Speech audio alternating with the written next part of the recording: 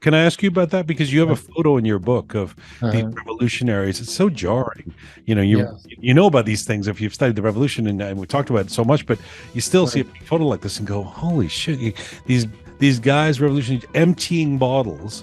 But Shahbaz abided by that rule. He drank, but he drank like, every hour a glass, so to speak, but he never went beyond the limit. I'm not even quite sure what the ingredients are, quite frankly, but that becomes kind of the Iranian Roqe becomes arak. The same quality, the same potency, the same popularity because you get drunk very fast.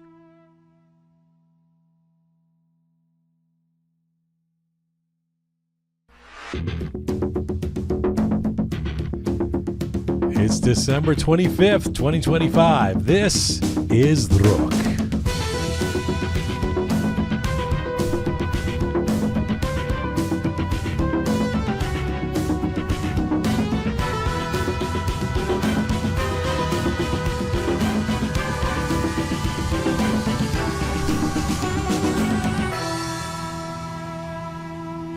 Hi there, welcome to episode 402 of Rook. I'm Jian Gomeshi. Salam Dustan Aziz Durba Shoma. I hope you are doing well wherever you are tuning in from around the world. Happy Christmas. Happy Christmas in every way. Happy Christmas Day. It is something for those of us Iranians who grew up in the West, like me, born in London, grew up in Canada, lived in Toronto, New York, London. That's it. Christmas has always been sacred. It's been important. It's entirely has nothing to do with religion for my family. It has to do with buying things for your loved ones when they're on sale. And loving the traditions of family and turkey and the bird and all of that. So for those of you like my family, Persians who go full on with Christmas, we got the stockings, we have the presents, we have the rituals, we have the tree. Happy Christmas to you. For those of you who are using this to have a day of rest or go to a movie or get some takeout Chinese food, also happy Christmas to you. Happy Christmas, Super P. Happy Christmas. I gave you a gift and I've received did. nothing from you. Oh, Are you there? Your mic is not on. This is our sound producer. okay. So now the mic's on. Morning. Happy Christmas. Good morning and Yeah, happy Christmas.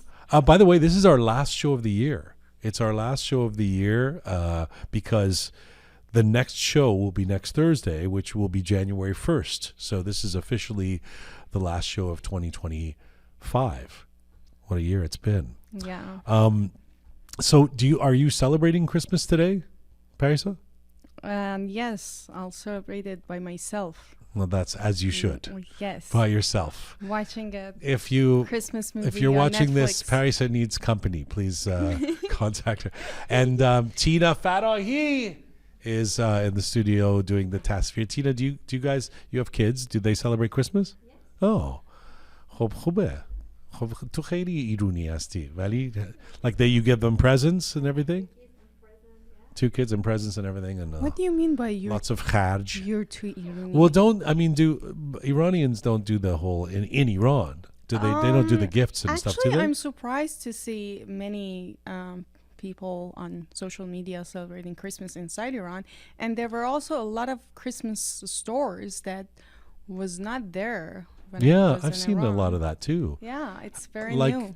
does the big bad government of Iran? Are they okay with like Christmas trees and things like that? Tina's like, no, doesn't really matter. By the way, today's show, nothing says Christmas quite like talking about Iranians and drinking.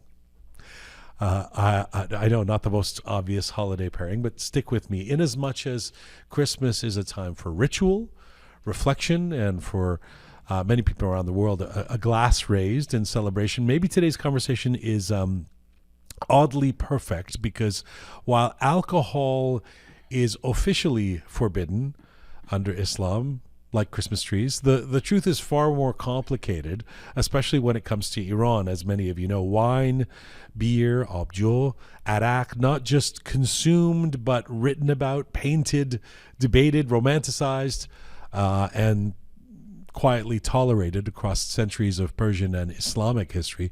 So on this Christmas day, this Christmas edition of Rook, instead of carols and cliches, we're revisiting what we believe to be one of our most fascinating conversations in recent times, a deep dive into one of the great contradictions of the Islamic world, alcohol.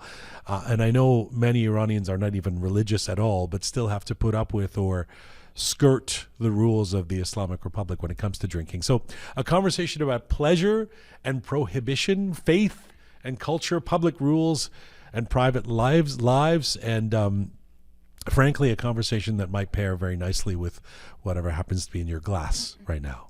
Drink up.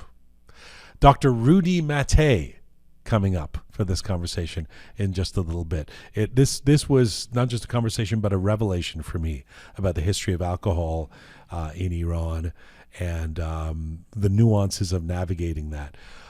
So we'll get to that conversation in just a little bit. But first, a holiday reminder about a big event coming in February. February 19th, Rook Live 6 is coming. Some of you may know that we do this program, Rook. It's a podcast that's been on for over 5.5 years, every week on our podcast platforms, on YouTube, etc. But we also now do it live in front of an audience in a big theater. In this case, the Richmond Hill Center for the Performing Arts, just north of Toronto, right there on Yonge Street. If you're anywhere in Canada or the Greater Toronto area, you want to come out on Thursday, February 19th, 2026. What says Christmas better than a couple of tickets to Rook Live 6, which you can secure for yourself at our Instagram at Rook Media. Just go to the bio there. You can hit the link there, or you can frankly go to the Richmond Hill Center for the Performing Arts link. We've also on our Instagram put so many ads for this now, or a couple of them saying, hey, come, and we put the link there. So you can go to get tickets. The good seats are going quickly. So get your Christmas, get your New Year's presents done with right now with a couple of tickets to Rook Live 6. We would be honored to have you there. Shahram Shapare, Tina Parsa, Kaveh Madani, Ehsan Karami, Shali Zomaradi, DJ Al, Ghazal Piano, Pega Ganji, all of them on stage for Rook Live 6. Tickets are available now. Check out, again, our bio on Instagram or our website, rookmedia.com. Can't wait for this. And once again, happy Christmas to all of you, to your families. Happy holidays, and sending you love. And here's wishing for a healthy and prosperous and peaceful and in some cases poignant New Year ahead. We're going to do that next week. Our New Year's Day edition of Rook is going to include 8 prominent Iranians from around the world talking about New Year's hopes, fears, and resolutions. Don't miss it in a week from now. But for now, let's get to our feature interview and topic: Iranians, alcohol, and a forbidden history. Today's episode of Rook is brought to you in part by Stellar Law. Stellar Law is a boutique litigation firm in Toronto led by its founder and principal lawyer, Rana Nosrat Panoh. The firm operates on a simple premise: complex disputes demand disciplined thinking and meticulous preparation. Representing both individuals and businesses, the team handles commercial conflicts, criminal matters, and sensitive personal or financial disputes with a measured, analytical approach. Clients turn to Stellar Law for clear strategy, direct guidance, advocacy that is as practical as it is exacting. Rana and her team are known for distilling intricate issues into decisive action, navigating high-stakes matters with discretion, focus, and unwavering professionalism. For clients seeking representation grounded in judgment, rigor, and strategic clarity, Stellar Law offers something increasingly rare: a litigation practice built on preparation, trust, and results. Check out Stellar Law at stellarlaw.ca. You can do your business with Rana in English or in Persian. Thanks again to Rana Nosrat and the team at Stellar Law. Today's edition of Rook is brought to you in part by I Welcome. I Welcome is the one and only Iranian-Canadian company in premier tour, travel, and limo transportation. I Welcome redefines every journey with a modern fleet and professional drivers, ensuring that whether you're enjoying a scenic city tour, traveling for business, or arriving in style at a special event, you experience unmatched comfort and reliability. With I Welcome, your ride becomes a luxurious extension of your lifestyle. Now, I've had the pleasure of riding in one of the luxury cars that Amin and his team at I Welcome have in their fleet. And if you're anywhere in the greater Toronto area, you must use them for your travel needs. You can find them at iwelcome.ca, iwelcome.ca. Well, we all know that alcohol is officially forbidden under Islam, but we also know that most of the Islamic world, including Iran, has a long history that is drenched in drinking and culturally entwined with the consumption, celebration, romance, medicinal practices of drinking wine, beer, and alcohol. So how do we make sense of this? The great contradictions of alcohol and Islam. Well, we're fortunate to have a returning guest who knows this field, an American academic who is an expert in early modern Iran and has literally just released a fine and comprehensive book on the subject. Dr. Rudi Matthee is a distinguished professor of Middle Eastern history at the University of Delaware, specializing in the Safavid and Qajar dynasties. He's a member of the Association for the Study of Persian Societies and has served as its president on 2 occasions.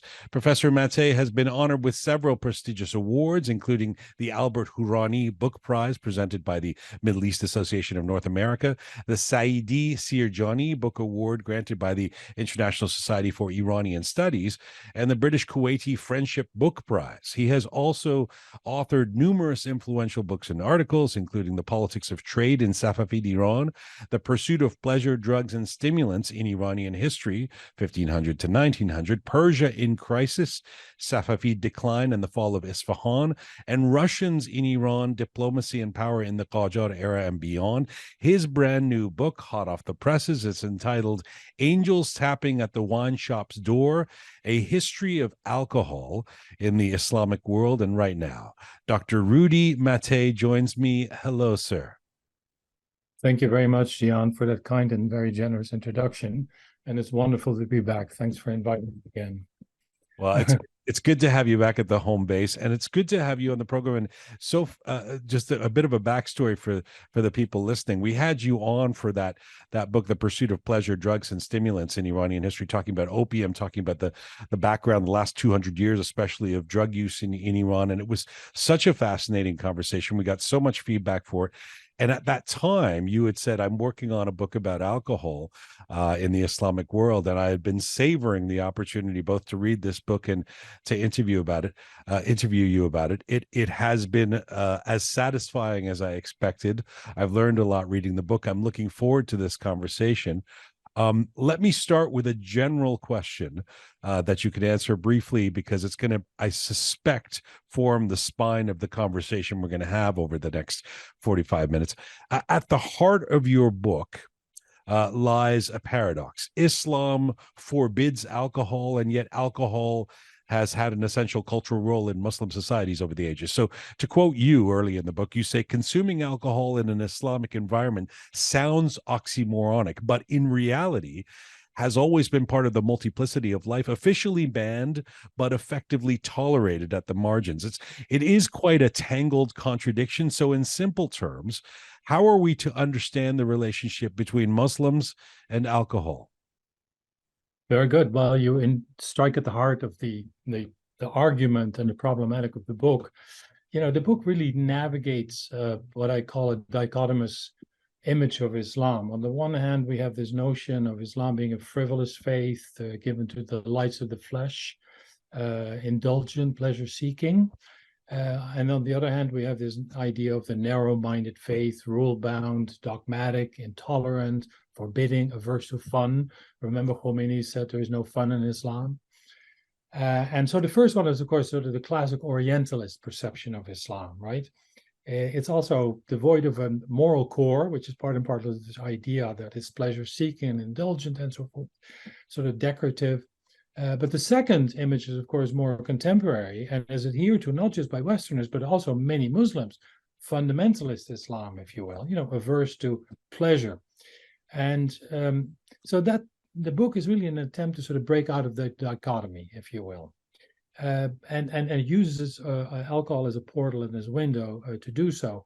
And my argument really is that, like all religions, by the way, necessarily, Islam in its traditional guise and appearance is very capacious. It's capable of embracing contradiction and paradox, seeming contradictions, and appears as, with a lot of ambiguity, even in the transparent or the apparent transgressions that Muslims commit. They do not invalidate Islam, as far as I'm concerned. They indeed confirm Islam. Precisely, transgression is, of course, the opposite of abiding by the law, but it's still part and parcel of the same society, and its fullness, if you will. And the other argument is that much of that capacious past has been forgotten, relegated to amnesia, willful abandonment, and marginalization in modern times. Few people know these days, certainly in the Arab world, and I think there is also a bit of a distinction within the Arab world, the Western half and the Eastern Iranian or Persian world, certainly Arab world, who knows about Abu Nuwas? This sort of scandalous wine-drinking, wine-swilling poet who sticks it in the eye of the clerics and celebrates wine and wants to be buried, and under an avalanche of wine. Right. That has all been moved out. So that is really the heart of the book, if you will. I mean, let me just break down a little bit of what you've said there, because to a certain extent, I can imagine for a lot of, say, Iranians listening to this, or people who come from this part of the world, from the Islamic world, it's not going to be a shock to them that there's this contradiction. And yet you talk about the orthodoxy. I mean, you mentioned Khomeini there, and what was the famous pronouncement? God did not create man so that he could have fun, right? So you would say that the orthodoxy, the general view of the Islamic world and alcohol consumption, has usually been that they are mutually exclusive, yes? Yes, and my argument is they're not. They're an extension of one another. They are complementary in some ways, but it's not enough to say that, well, Iranians drink typically, or many of them, and have always done. And you look at Hafiz, and it's completely integral. So alcohol is fine. No, if you go to the text, to the scriptural version of Islam, and you have to do that at some point, then you will say that it's much more problematic. See, also look at Islam, both as faith and practice. I don't separate these two, right? Yeah, it's both scripture, text, the Quran, the Hadith, the presumed sayings of the Prophet and his companions on the one hand, but it's also the lived practice by Muslims, who have not always abided by the rules. I mean, let's also realize that until quite recently, the vast majority of people were illiterate. They couldn't read the Quran, let alone the Hadith or any kind of learned disposition on Islam. So that alone accounts in part for all these infractions. You can be a good Muslim. You don't know what Islam is all about. You drink because you come from a tradition where drinking is integral, and you live next to an Armenian. Can you tell me about the impetus for this book before we get into the details? I mean, why you wanted to write this? You make the case at one point in the book that the whole idea that alcohol is forbidden in the Islamic world, especially in places like Iran today, affects, of course, your ability to find and have an honest discourse about it when you're in these places or dealing with people in these places.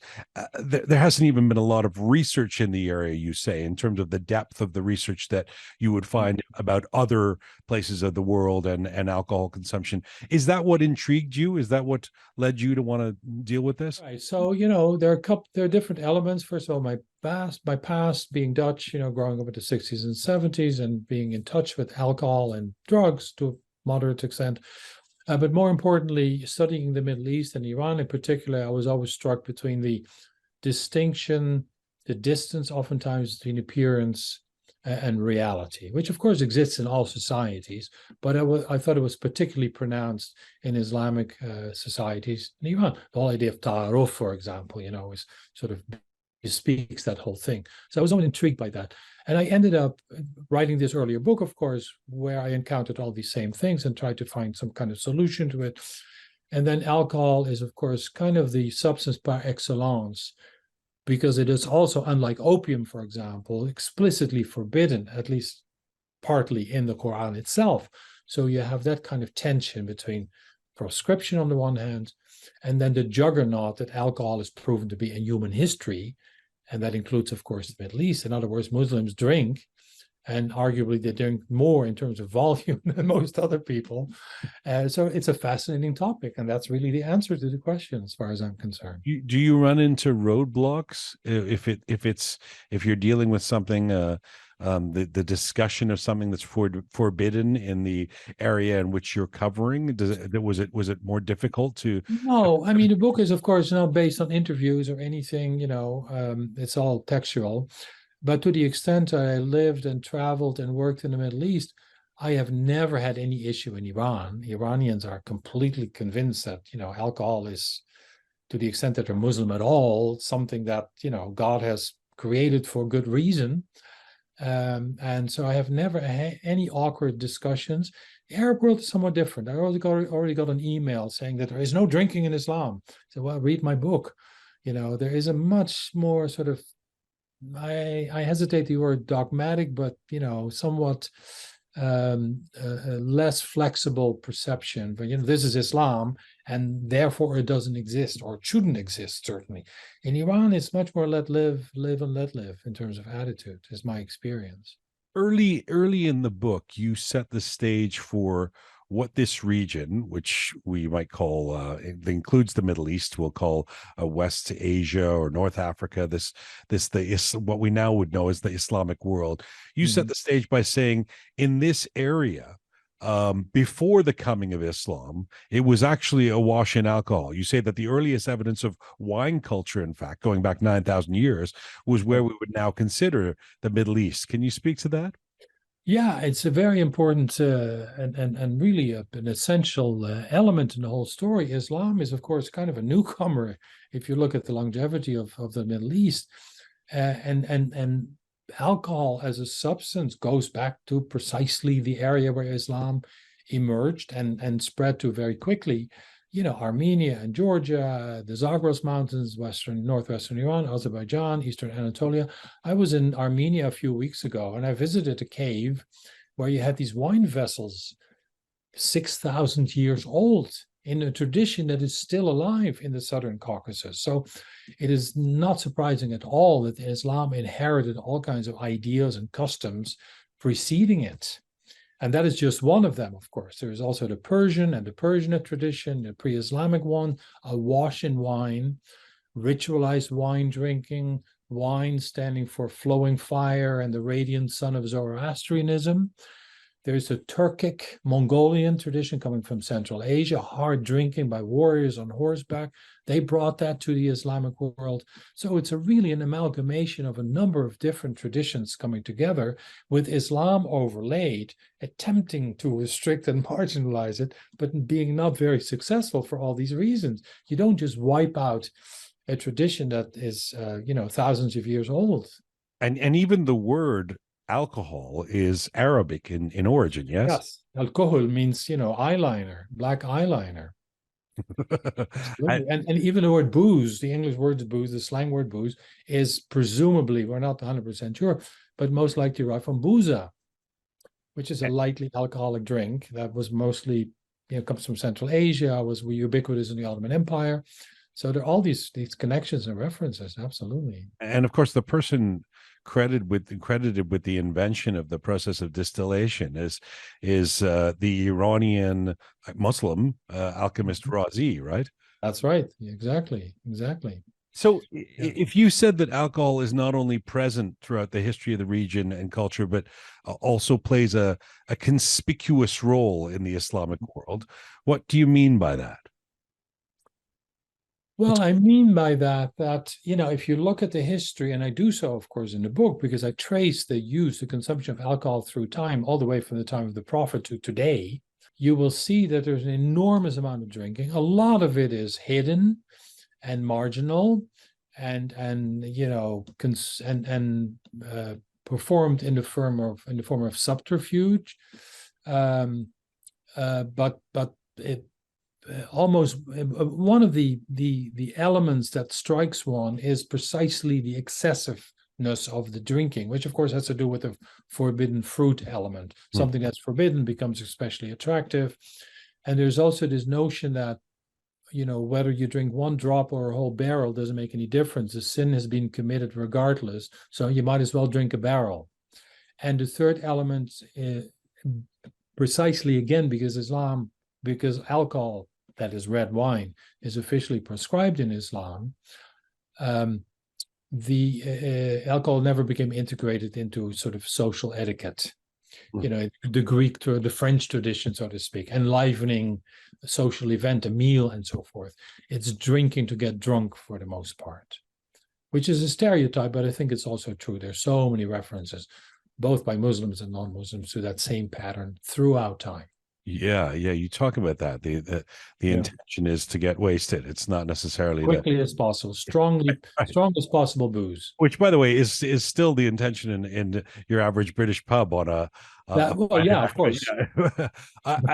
I'm curious about the mechanics of how this works. So in the first lands that are conquered by Islam, like say Syria and Egypt and Iran, you talk about how vineyards were to be found everywhere in these places. So how were these new Muslims to contend with this new reality of a religion that was at odds with their trade, with these vineyards and with their drinking practices? Yeah, well, it's a variegated picture, of course. In some places, the vineyards were ripped up, we know that, and the wine trade withered or even disappeared. In other parts, it continued, depending on all kinds of circumstances, soil and fertility and the nature of the population, and how fast Islam gained ground. Because that's another myth, of course, that Islam fell from the sky, and then within a decade or two or a century or so, everyone converted to Islam. Nothing is further from the truth. Ottoman Empire into the 20th century, almost 50% of the population was still Greek and Armenian Christian, with important and natural effects on the amount of drinking. Because, of course, the people of the book, Jews, Christians, and honorary people of the book being Zoroastrians in Iran, were allowed to manufacture and consume alcohol within their own communities. But of course, that spilled over into the Muslim communities. In other words, the taverns frequented by common people typically were in Jewish or Zoroastrian or Armenian neighborhoods. And even today in Iran, you have an Armenian friend, and that gives you a supply of booze, without having to pay for the black market, black market prices. Right. So all these elements play a very important role. And you see this in Iran, for example, the parts where Judaism and the Armenians are heavily represented, say Hamadan and parts of Azerbaijan, the northwest, Urumiyeh and so forth, Zanjan, but also parts of Khorasan. The Kurds were also notorious drinkers. You have plenty of drinking. But in some other places, it's not so much. Shiraz, of course, sort of stereotypically a city of pleasure, Dar al-H, they called it. A lot of drinking, rather uninhibited. So it's a complex picture, like everything else. Your book definitely makes Shiraz look like the place to be in terms of a lot of the over the century. So a lot of the exactly, yes. If that's what you're looking for, that is. Can you do a bit of an Islam 101 with apologies to people out there who would already know all of this stuff? I certainly don't. I've tried to read the Quran a few times, and it's very difficult for me. Islam is the only major world religion that forbids alcohol consumption. Yes. So give it to us simply. Why? What are the reasons the Islamic scriptures deem wine to be prohibited, for example? Right. Well, it's to some extent speculative, of course, because the Quran is not a history book, right? And it's open to interpretation, and is oftentimes obscure, and is not as sequential as, say, the Bible in terms of narrative structure. It's much more chopped up. It doesn't have a, chronological sequence. So it's a very difficult book to read and interpret, for that matter. But if you extract references in various surahs to wine, to alcohol, you will see that in one surah, wine is called a divine gift, something beneficial, right? It doesn't say you have to drink for that reason, but it's there, right? And then there are other surahs where people are warned and admonished not to drink too much. And then ultimately in Surah 5, Al-Ma'idah, the table, wine is prescribed, but it's not wine, it's khamr, which in Arabic means red wine. Okay. And it's left at that. And it's forbidden, it's prescribed together with gambling. And the reason really, and that is explicitly mentioned, is that it detracts from being a good Muslim because you cannot pray properly with a drunken head, right? Which makes sense. You have to have, your faculties in order. Now, so that's one reason, but the historical... So with that reason, the problem is not the wine, it's the drunkenness, right? That is one argument that has been, brought to bear on that particular, almost as a justification. That means 5 drops is okay, as long as they don't get drunk, right? But, back and forth. But then, if you look at it historically, to the extent that we can construct a narrative, a historical narrative, both Muslims and non-Muslim exegetes have argued that this seeming jumble, because, Surah 2, there's no chronological sequence here, but it probably means that the Prophet had a problem with his companions getting drunk. So he sort of tightened the rules over time in order to, and then in the end, he completely forbade it. But the ambiguity is still built in because red wine doesn't mean explicitly, at least, white wine. Does it stand for wine made of fruit, date wine? And let alone forms of alcohol that didn't exist in the 7th and 8th century, such as cognac and Roqe, and let alone champagne. Are they included? Is wine, alcohol sort of reduced to 1/3 of its essence? Is that allowed? What's the answer to all that? Well, it varies from school to school. You have 4 schools in Islam. And of course, the so-called Hanbalis, who are prevalent in the Arabian Peninsula, for them, absolutely anything, even a drop, is completely out of the question.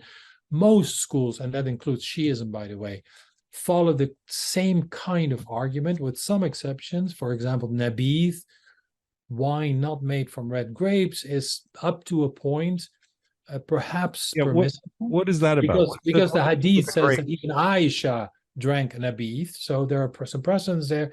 The Hanafis, who are prevalent in the Turkish and the Turkic world, are most open-minded about it in terms of, say, accepting alcohol that did not exist at the time of the Prophet.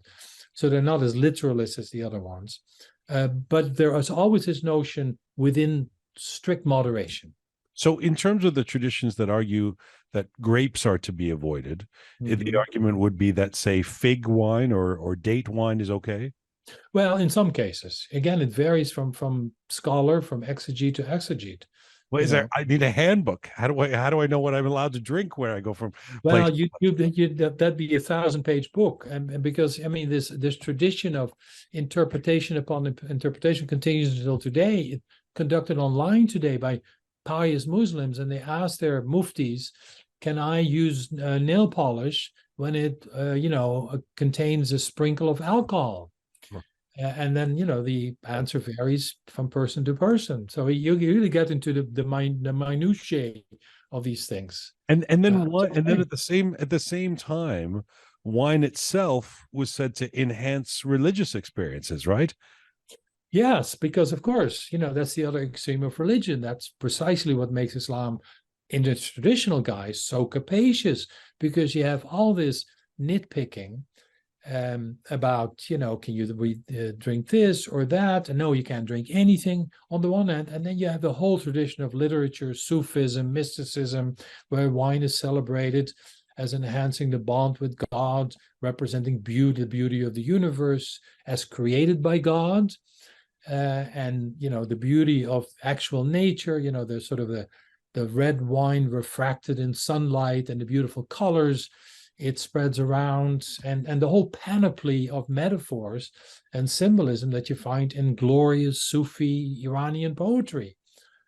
And that's all there, and that was never repressed, and it's still not repressed because it's so much and so integrally part of Persian and ultimately Islamic culture. Let me pick up on that, because that is one of the ways we obviously know that that alcohol and the wine was not banished, that it existed, that it was celebrated, that it was integrally involved in the culture, is through the poets and through the art, and wine has this central role, and as you say, in the poetry of Hafez and many other Persian poets. And you say that the wine serves as the lifeblood of the Sure. rich Persian poetic tradition, symbolizing earthly pleasure and aesthetic refinement, and the intoxication that stands for the self-effacing quality of the bond between the mystic and the divine.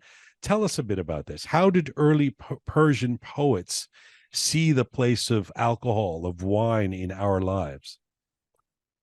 Well, I would like to expand that beyond Persian poets, because Arab poets play exactly the same role. Abu Nuwas, of course, there's a bit of discussion. He's a Persian because he was born in Ahwaz, but of course, it's still mostly Arabic speaking. Even today, he wrote mostly in Arabic, so he can legitimately be called an Arab poet. And of course, there are lots of early Arab poets, really from the 7th century.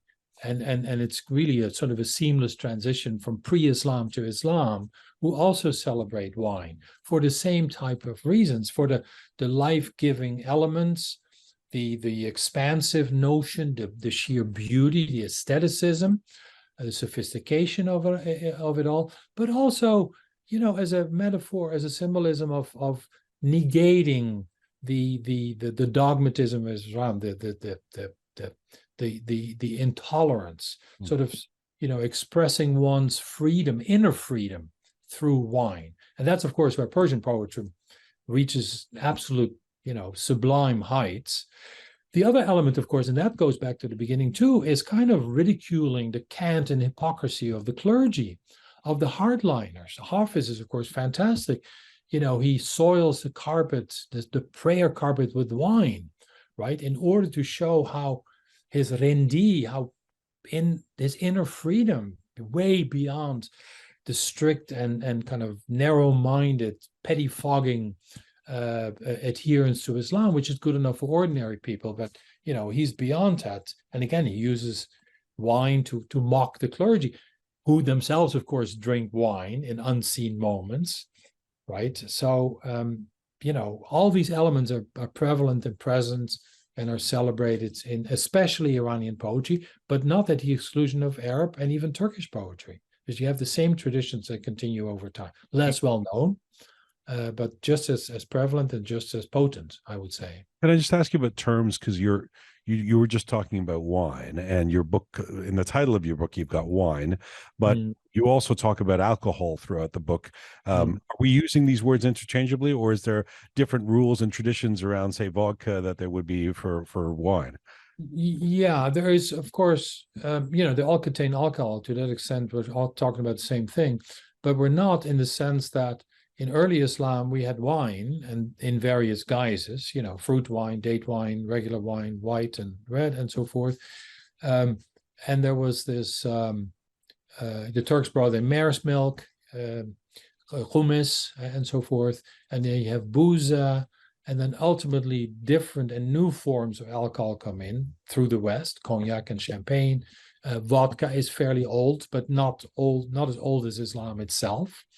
And with these new forms and these extraneous forms, not indigenous ones, the whole question of what is forbidden, is Roqe forbidden, which didn't exist until the 17th century, becomes an open question for some people, because it's not mentioned in the Quran. It didn't exist at the time.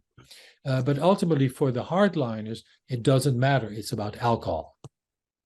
You were talking about poetry. There's also in your book, you talk about the visual arts of the Islamic world also being awash in portrayals of drinking. What do we learn from what we see in the visual arts?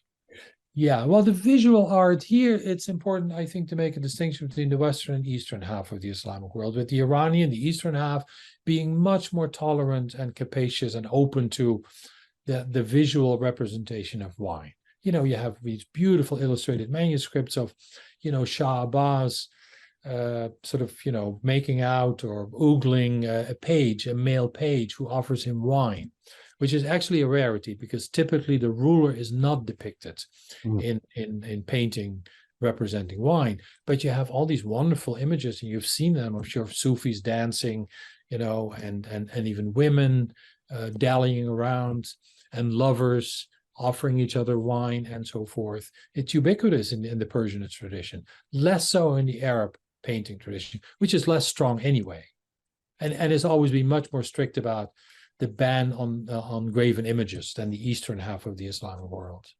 By the way, you mentioned Shah Abbas. This is in the 17th century, arguably the most celebrated of the Safavid rulers.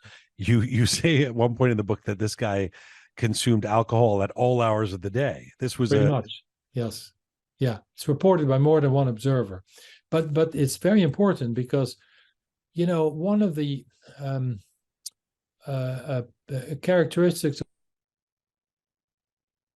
drink or alcohol consumption in general for throughout the Islamic world was really that shahs and sultans and khans were allowed to drink because they sort of inhabited their own moral universe, right? But it should not come at the expense of good statecraft. In other words, they shouldn't become drunk. Now, that was violated left and right because the history, you read it, I'm sure, is filled with caliphs from the very beginning. I mean, just absolutely, you know, sloshed all the time. But Shah Abbas abided by that rule. He drank, but he drank like, you know, every hour a glass, so to speak, but he never went beyond the limit.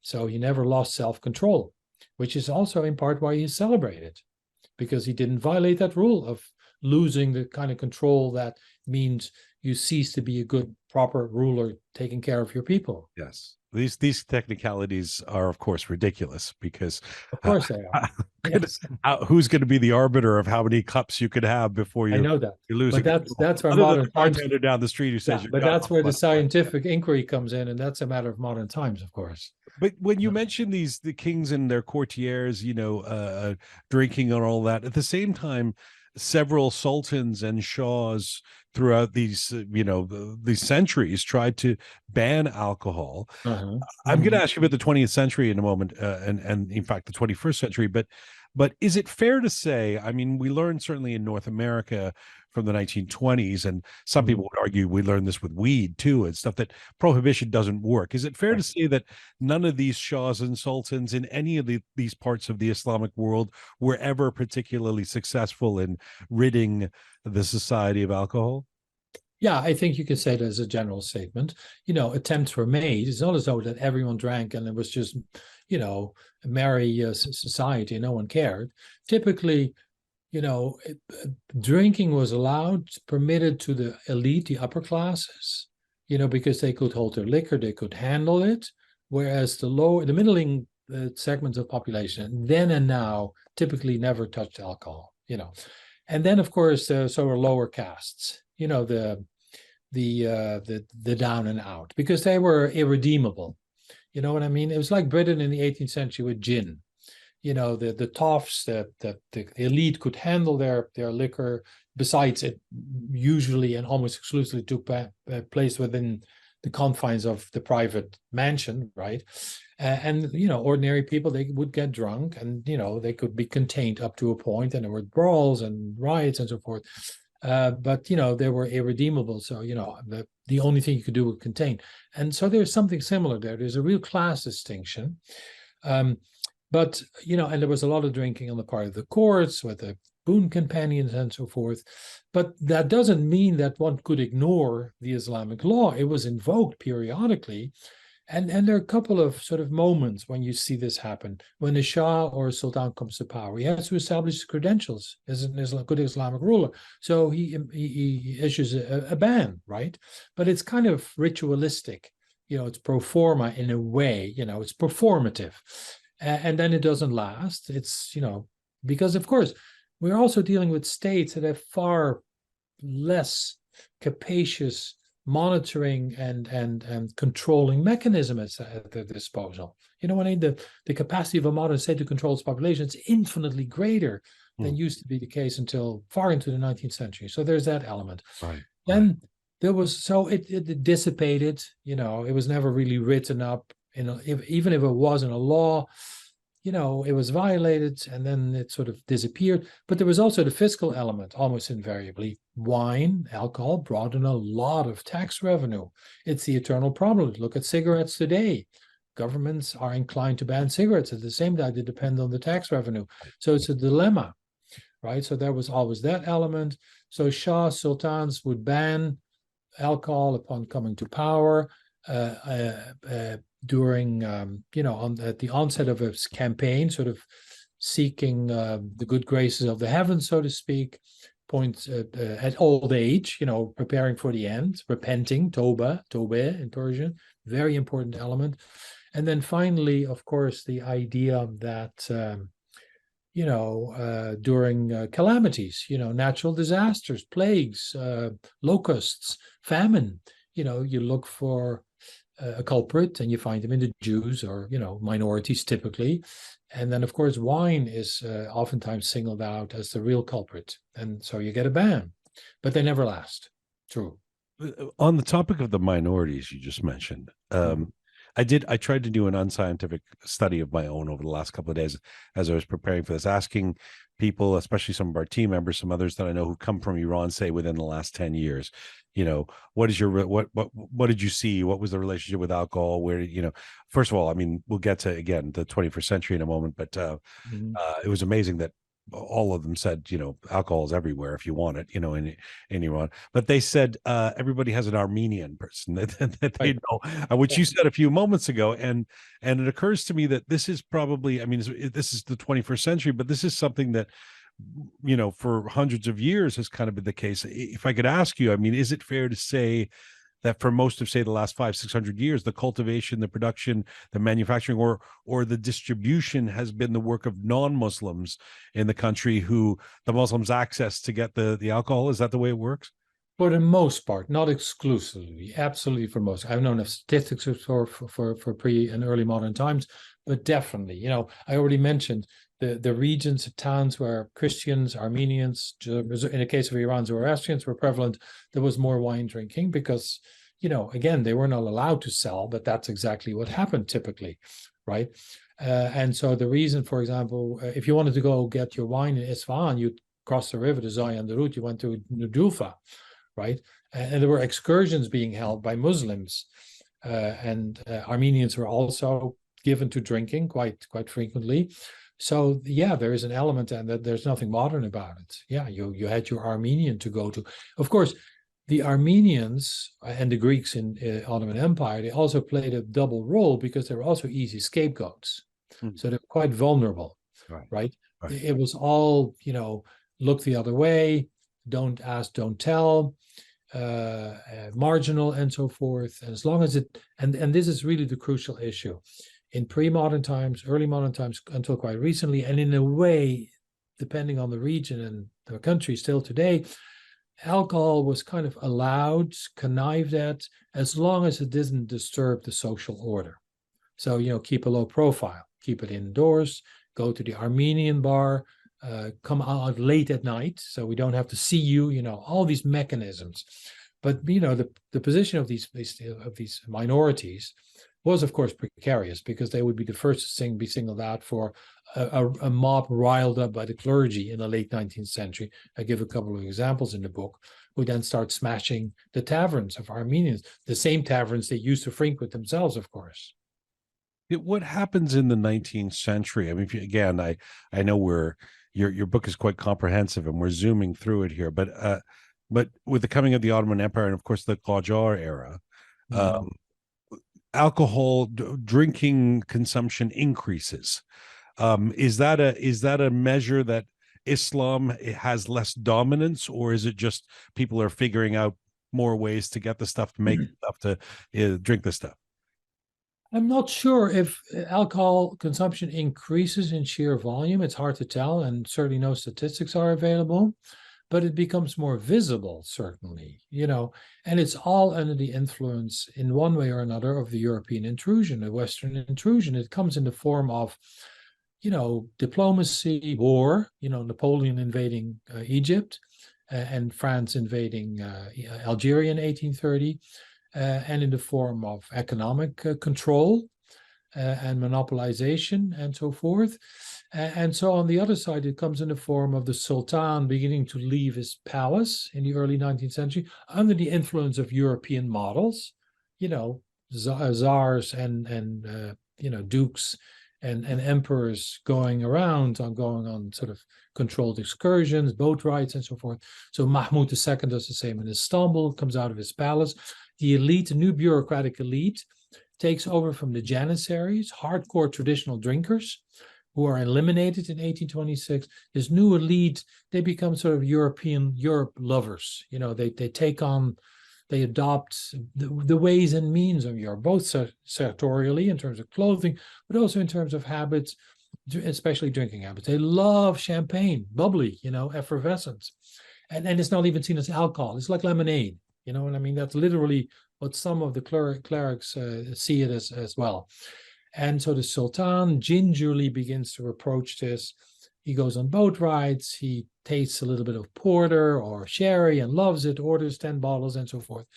So the things open up. And then in the course of the century, radical change takes place. Infrastructurally, the railroad comes to Istanbul direct from Europe. Electrical light is introduced. Hotels are set up, Western-style hotels. So the whole panoply of opportunities are open. The hold of Islam on the elites diminishes.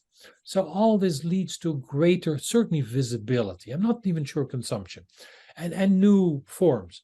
Iran is a little different. First of all, it's a bit later, but Iran is much more isolated structurally and logistically than the Ottoman Empire. You know, Istanbul was a 5-day boat ride away from Marseille. Iran, you had to go around the Cape until the building of the Suez Canal. A world of difference, right? So it comes later. The distances are much greater, much more desert to be crossed, stronger hold of the clergy, which does play a role a little bit. And then the other thing, very interesting and very importantly, is that as opposed to the Ottoman Sultan, who begins to leave his palace, the Qajars sort of retreat into their palaces. See, Safavid drinking was open, was kind of as Razmubazm, you know, hard drinking and hard fighting and hard feasting tradition, right? Out in the open, you know, the steppe warfare. The Safavids do that because they have religious credentials. After all, they established the Shi'i faith, the 12er Shi'i faith as their state religion. The Qajars lack that legitimacy. So they cannot continue that tradition. They retreat into the palace. They sober up to some extent. And then, you know, you see this with Nasruddin Shah. I think I give a couple of examples. He drinks, but it's become sort of a Frenchified European type of, you know, 2 glasses of Bordeaux over wine, or to calm his nerves before executions that he has to watch. So it's a world away from this, you know, go all out and being completely flat for days on end. That tradition continues in the provinces in Iran, and I pointed out too. You have these sort of traditional provincial rulers, governors, especially Kurds in Khorasan, and they're just, you know, hammered days on end. That's continuation of what I call traditional drinking. And tell me about the different kinds of drinks that emerge from different regions, from different countries. You talked about it a little earlier, outside of the scope of red wine. Like Roqe is something that emerges in Turkey. Right. And in Iran, there's arak. What is arak? Well, it's kind of a form of vodka. You know, I'm not even quite sure what the ingredients are, quite frankly, but that becomes kind of the Iranian Roqe becomes arak. The same quality, the same potency, the same popularity, because you get drunk very fast. Is that 20th century? Is that the 20th century? Well, no, vodka actually is introduced from Russia already in the 16th, 17th century as part of gifts to the Shah. Lots of barrels of vodka are being brought from Moscow, from Muscovy, in the 16th and 17th century. And I'm not quite sure how that transfers or translates into arak over time. But it's kind of a, you know, that it's the Iranian variant of Roqe, if you will. Well, even though it's not made from grapes. It's made from, what is it, barley or something like that. I forget the technicalities of that. You do say that in Iran under Pahlavi rule and under Mohammad Reza Pahlavi that after the 1940s, because Reza Shah has an interesting, even though he takes after Ataturk, he has an interesting issue with alcohol, whereas Ataturk opens things up in Turkey. But after the 1940s, alcohol sales and consumption grow alongside modernization in Iran. Yes.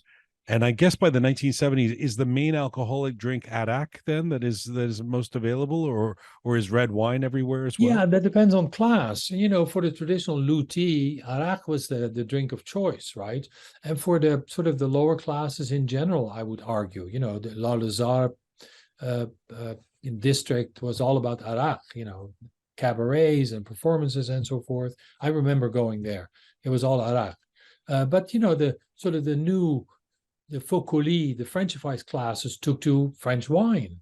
And the more Americanized later ones, young people, they took to whiskey, you know, sitting at the Hilton Hotel or, you know, any of these new fancy hotels. So again, I think you have to differentiate it a little bit between between classes. I remember the street where I lived, Khiyaban Farbardin, close to university. There was a liquor store, and I really regret I never took a picture of it because it was all, you know, razed to the ground and disappeared. And I can't even find pictures of these places. And it was kind of dark and dank. It was on a corner, but it was kind of, you know, entering a forbidden space. And it was, you know, kind of an unsavory place where you would buy your pint CD of arak, right? This, you know, pint-sized bottle. And the people who went there were not exactly the elites, to put it that way. What was I mean, you talked about that whatever that place was, that being razed to the ground, being destroyed presumably after 1979. Mhm. What was the impact of the 1979 Islamic Revolution on alcohol in Iran? Well, it drove it underground, of course, because, you know, the Islamic Republic, after some hesitancy, took a combat approach to alcohol, you know, with very dramatic examples of wine being poured out in the gutters of these big international hotels. I give examples of that, and smashing of wine stores and the restaurants and so forth, and together Sorry, with sorry, cinema. can I ask you about that? Because you have a photo in your book of these Uh-huh. revolutionaries. It's so jarring. You know, Yes, you know about these things if you've studied the revolution, and we've talked about it so much, but you still see a right. photo like this and go, "Holy shit!" These these guys, revolutionaries, emptying bottles during the 1979 revolution. Thousands of them. I Yes. guess this is to say there's at this point a renaissance in equating alcohol with Western consumption and materialism. Yeah, Is that the of idea? course. Alcohol becomes symbolic. I mean, it's the same in Egypt in 1952 with Black, what is it, Saturday, you know, the revolt that preceded the palace revolution that brought Nasser to power, you know, when thousands of liquor stores and cabarets and, you know, casinos on the Pyramid Road were smashed, all the symbols of British and Jewish presence. And that included all the alcohol purveying venues, the same thing. Because, yes, alcohol was always kind of associated with Christianity in Islam, right? And I give some examples of that without necessarily working it out. But it became really an emblem of Western decadence and debauchery, not just in Iran, but in as part of the wave of quote unquote fundamentalism that has coursed through the Middle East since 1928-29. Muslim Brothers in Egypt.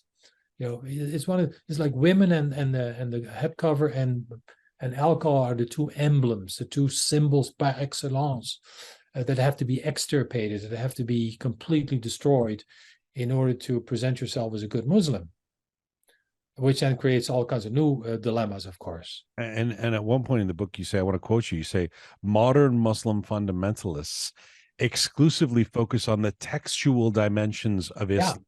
sure. If they had inherited colonialism's ignorance of the religion's history of Mhm. diversity and Yeah. tolerance, is this, Rudi, is this to suggest the current leaders of say the Islamic Republic have a more draconian take on alcohol than for most of our history after the coming Yes. of Islam? Yeah, I would argue that. Of course, there were periods, don't get me wrong. I don't say that, you know, it was all happy-go-lucky and everyone could just drink and no one was bothered. Not at all. There were these episodes of intervention and bans were sometimes enforced and sometimes very harshly. People were, you know, 80 lashes, executed. You know, there was wholesale terror in various periods all over the place. So it's not simply a story of you know, I don't romanticize. And I think I said it explicitly, I think, in my introduction as well. But it is definitely true. The Islamic Republic has, you know, singled out certain elements and engaged in a great deal of amnesia with regard to the history of alcohol in Iran, historically speaking.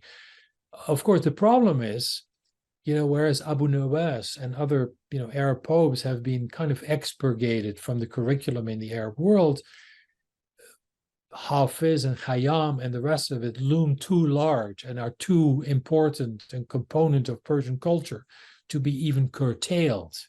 They have made attempts, but it's, doomed to fail. So in that sense, they're kind of stuck with that tradition because it's part and parcel of, what it means to be Iranian, even acknowledged by all but the most hardline clerics in modern Iran. Yes. And the contradictions abound on so many levels. I mean, obviously, there's the one big contradiction that we stated at the beginning: the paradox of Islam being of alcohol being forbidden, but alcohol being everywhere. But also in terms of the way any penalties or any the way the state, say in the case of the Islamic Republic, handles this is all over the place. I mean, it's like a lot of the other things we've learned from parts of the Middle East and Iran these days, unfortunately. But just doing a straw poll again of some of the people who work at Rook and some of our friends, almost everybody was saying, yeah, sure, there's these parties and there's alcohol and everybody knows somebody where they're going to get it and whatever. And then somebody was saying, yeah, I have a friend who got put in jail, got an 11-year jail sentence because he had some wine in his house, and he was, I don't know if he was making the wine or he was. So and how you make heads or tails of this kind of discrepancy and how the penalization is meted out. Did you learn anything about that? Yeah, I mean, I visited Iran a couple of times in the last few years, and it's totally true. It's all over the place. I mean, everyone makes wine in their own bathtub, and some of it's quite good, by the way. Or you get it from your Armenian friend, or your Saqi, the peik who delivers it on the back of the scooter, right? Or you get it, smuggled over the mountains from Iraq, which is very expensive. And so the state, of course, knows all about this and has this, it's all over the place. It has a very confusing attitude. It's part deterrence and it's part harm reduction because there's A&A in Iran all over the place and sponsored by the state. So it sort of bespeaks confusion and an inability to really come to terms with the thing. And I think it ultimately, again, goes back to they cannot acknowledge it. That's where Islam is always stuck. It's in the Quran, and you cannot deny that. You cannot turn it into sort of a metaphorical verse, as Christians have done with most parts of the Bible. So you're always brought back to that point, and at the same time, you have to deal with the modern world and youth culture, and sort of global party culture. And of course, as we all know, Iranians are the best party animals in the world. So you go to the best parties in the world going to Iran, right? And then of course, there's all this ambiguity. You pay off the Pazaran, and it's limited to keep the number of decibels down. It's okay, but then again, you're never sure. And it's not unique to Iran. These contradictions. I remember earlier in the year being in Dubai. And being in a place, in a restaurant, or and they said I had ordered a drink, and they said, oh, you don't have alcohol, it's not allowed here. And I thought, well, 2 streets away, I was, I just drink the other day. So and you pay $18. You pay $18 for a glass. So there's also that deterrence. That's how Erdogan in Turkey has dealt with it. You price it out of existence for ordinary people. I was going to mention Erdogan because you do talk about him in the book as well, and there's an increasing campaign against alcohol from him and his administration in the 21st century now as well in Turkey, right? Yes. Yeah, and it comes in all kinds of forms. Ever since he's become president, he tried already when he was mayor of Istanbul in the late 1990s, but he's really gone all out in the 21st century, mostly by with fiscal means, literally pricing it out of existence by raising the taxes to absurd heights. A bottle is now, like $25 of cheap Roqe, and Roqe is by definition cheap, which means with a normal income in Turkey, middle class, you can buy like 15 bottles a month, and that's it, right? And then also he has engaged in this policy of, zoning, concentrating wine drinking mostly for tourists in tourist zones in Izmir and Istanbul, Kuşadası, and so forth, Antalya, or relegating wine purveying pavilions, they call them in Turkey. It comes from the French, become sort of cheap drinking venues to highways between cities, out of sight, in other words. And then, not allowing it after sale after 10 o'clock, prohibiting it during Ramadan, and so forth. A variety of measures. Where you mentioned the proliferation of homemade wines, people making wine in their bathtub, you said in Iran. That's been happening for a long time, right? I mean, that's something that's not certainly since the revolution. And people have become very sophisticated about it, and when the harvest comes in September, it's sometimes hard to get grapes because they all get bought up by people to turn into homemade wine. But when you say some of it's quite good, I don't doubt that. At the same time, we're hearing these reports of these people dying in Iran because they tried to make homemade wine and they're using the wrong stuff, or it's poisoned, or what makes sense of that?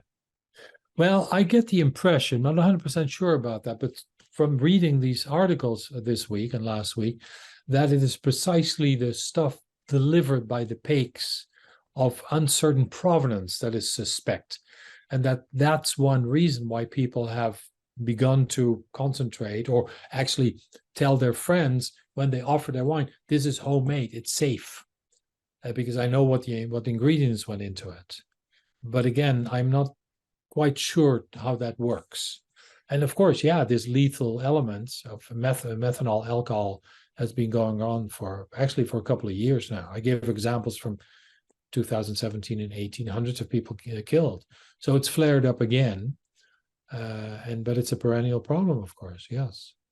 Where do you, before I let you go, and I thank you so much for the time today and for writing this book that I hope people who have any interest in this area check out, because it's wondrous and it's quite, as I say, comprehensive. Angels Tapping at the Wine Shop's Door. Where do you see things going? I mean, there's an interesting stat you throw in at some point in the book, and you don't really explore it too much, but you say, whereas alcohol intake in most European countries is declining, in the Islamic world, it went up by 25% between 2005 and 2010. Now that's 10 years ago, but still, is the Middle East increasingly a serious growth market for wine and beer? Well, as so far, and again, it depends on the country, and it varies from country to country, of course, in terms of strictures. Afghanistan is not a growth market at the moment, to put it simply, right? But Morocco, North Africa is. And so it's hard to tell. There are certain tendencies that are premised on continued growth and continued tourism and so forth that speak to continued growth. But at the same time, as we all know, the future is totally unpredictable. No one predicted the Iranian Revolution, and wine and alcohol seemed to be on the upswing. And the Shah introduced new wines and wanted to latch on to, sort of sophisticated modern wine culture and so forth.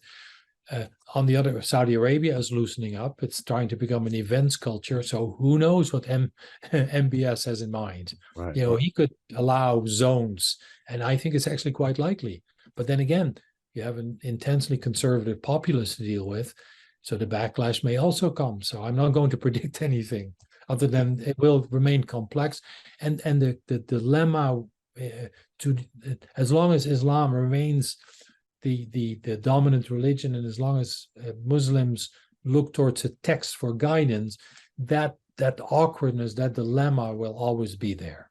Yes, I was going to say, you conclude the book by saying the Islamic world is still in its own process, your words, of decolonization when it comes to alcohol and drinking practices. Just tell us what you mean.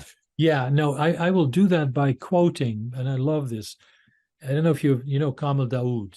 He's Francophone, Algerian, journalist, literateur. It's fantastic. You should read him. He's also been translated to English in case your French isn't that good. Beautiful writing, very critical and expansive and humanitarian. And I'll quote what he says, okay, by way of perhaps conclusion and certainly answer to your question. He says it best when he laments that the straitjacket that his Arabness imposes on him for preventing him from discovering himself, from embracing not just his Muslim identity, but also his Roman and Ottoman past, acknowledge the Spanish, Christian, and Jewish influence on the land of his birth and residence, Algeria, which even while facing the sea, finds it hard to retrieve its Mediterranean identity. And I think that really sums it up. It's been a great pleasure talking to you. It was fun to be invited and to be able to hold forth on this topic. It's wonderful. Thank you so much. Congratulations on this book. You know, you're going to have to keep writing books so that I can keep bringing it back, because I enjoy these conversations so much. I'll try. No promise, but I'll try. Dr. Rudi Matthee, thank you. And to be continued. Khodafis. Khodafis Shama. Bye-bye. Bye-bye.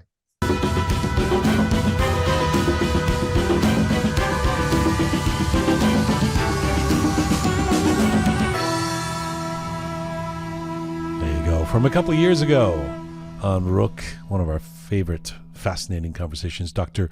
Rudi Matthee, who's been on a couple of times. This was a conversation about alcohol, but you can go back in the Rook files and on any of our platforms, on podcast platforms or on YouTube, and check out the conversation we had about his book about drugs in Iran as well.